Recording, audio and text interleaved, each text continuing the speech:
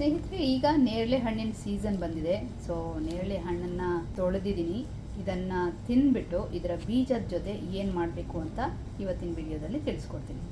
ನೋಡಿ, ಇದನ್ನು ತಿಂದ ಮೇಲೆ ಇದರ ಬೀಜನ ಒಂದ್ಸರಿ ತೊಳೆದು ಬಿಸಿಲಲ್ಲಿ ಒಣಗಿಸ್ಕೋಬೇಕು. ಒಣಗಿದ ಮೇಲೆ ಈ ಥರ ಆಗುತ್ತೆ, ಗರಿಗರಿಯಾಗಿ ಒಣಗಿದೆ.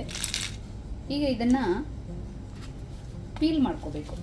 ಇದರ ಔಟ್ಸೈಡ್ ಸ್ಕಿನ್ ಏನಿದೆ ಇದನ್ನು ಪೀಲ್ ಮಾಡಿಕೊಂಡ್ರೆ ನೋಡಿ, ಇನ್ನರ್ ಪಾರ್ಟ್ ನಮಗೆ ಗ್ರೀನ್ ಕಲರಲ್ಲಿ ಸಿಗುತ್ತೆ. ಇದನ್ನೆಲ್ಲ ತಕ್ಕೊಂಡು ಬಿಡೋಣ. ಇದನ್ನು ಮಿಕ್ಸಿಗೆ ಹಾಕ್ಕೊಂಡು ಚೆನ್ನಾಗಿ ನುಣ್ಣಗೆ ಪುಡಿ ಮಾಡ್ಕೊಬೇಕು. ನೋಡಿ, ಇವಾಗ ನುಣ್ಣಗೆ ರುಬ್ಕೊಂಡಿದ್ದಾಗಿದೆ. ಈಗ ಇದನ್ನು ಯಾವ ರೀತಿ ಕನ್ಸ್ಯೂಮ್ ಮಾಡಬೇಕು ಅನ್ನೋದನ್ನ ತಿಳಿಸ್ಕೊಡ್ತೀನಿ.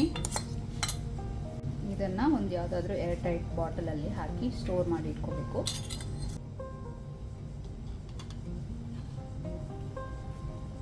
ಇದನ್ನು ಬೆಳಗ್ಗೆ ಎದ್ದು ಖಾಲಿ ಹೊಟ್ಟೆಯಲ್ಲಿ ಅರ್ಧ ಟೀ ಸ್ಪೂನ್ ಅಥವಾ 1 ಟೀ ಸ್ಪೂನ್ ಆಗುವಷ್ಟು ಬಿಸಿ ನೀರಲ್ಲಿ, ನಮಗೆ ಕುಡಿಯೋಕ್ಕೆ ಎಷ್ಟು ಸಾಕಾಗುತ್ತೋ ಅಷ್ಟು ಬಿಸಿ ಮಾಡಿಕೊಂಡು ಆ ಬಿಸಿ ನೀರಲ್ಲಿ ಅರ್ಧ ಟೀ ಸ್ಪೂನ್ ಅಥವಾ 1 ಟೀ ಸ್ಪೂನ್ ಹಾಕ್ಕೊಂಡು ಚೆನ್ನಾಗಿ ಮಿಕ್ಸ್ ಮಾಡಿಕೊಂಡು ಕುಡಿಬೇಕು.